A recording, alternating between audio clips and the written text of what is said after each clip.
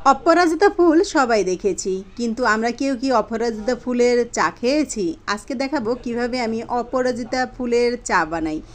আসলে এটা যে এতটা চমৎকার দেখতেও আর খেতেও, সেটা কিন্তু আমি কখনো জানতাম না। আজকে আপনাদের সাথে ভিডিওটা শেয়ার করব আর আমি একটু দেখবো। এই যে দেখুন কালারটা কত সুন্দর, লেবু দিলে চেঞ্জ হয়ে যায়। আসসালামু আলাইকুম, আপনারা সবাই কেমন আছেন? আশা করি যে যেখানে আছেন সকলেই ভালো আছেন। আলহামদুলিল্লাহ আমি ভালো আছি। আর একটা ডেইলি ভিডিওতে আপনাদের সকলকে স্বাগতম। আজকে একটা ভিন্ন রকমের রেসিপি নিয়ে চলে আসলাম, অপরিচিত ফুলের চা। আর এই চাটা খেতেও কিন্তু একদম দারুণ। কতটা সুন্দর লুক, দেখেই তো বুঝতে পারছেন। আমি তো দেখে একদম অবাক হয়ে গেছি। এখন চলুন চলে যাচ্ছি অপরাজিতা ফুল পাড়তে। আসলে আমার বারান্দার কোণারে ছোট্ট একটা অপরাজিতা ফুল গাছ লাগাইছি, আর সেখানে কিন্তু কিছু ফুল হয়েছে।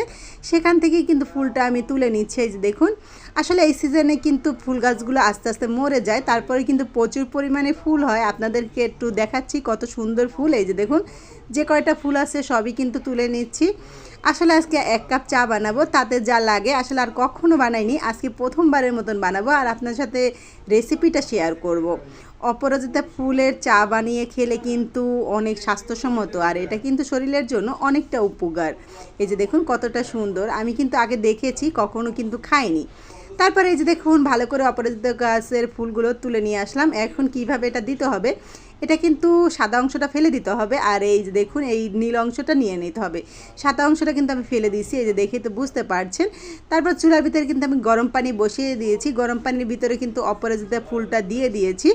এখন একটু নাড়াচাড়া দিয়ে নিচ্ছে। এই যে দেখুন, এখন তো আমি একদম হতাশ হয়ে গেছি, এখানে কালার আসে না কেন। তারপরে কিন্তু একটা কাপ নিয়ে নিলাম, একটু ভলক আসার পরও কিন্তু এইটা আমি নিয়ে নিলাম। এই তারপর নাড়াচাড়া দিয়ে এটা কিন্তু ঢেকে নিলাম। তারপরে 1 টেবিল চামচ এখানে চিনি দিলাম। আপনারা চাইলে এখানে মধু দিতে পারেন, মধু দিলে কিন্তু মধুতে ফ্যাট নেই আর চিনিতে কিন্তু ফ্যাট। তারপর আমি একটু চিনি দিয়ে দিলাম আর একটু লেবুর রস দিলাম।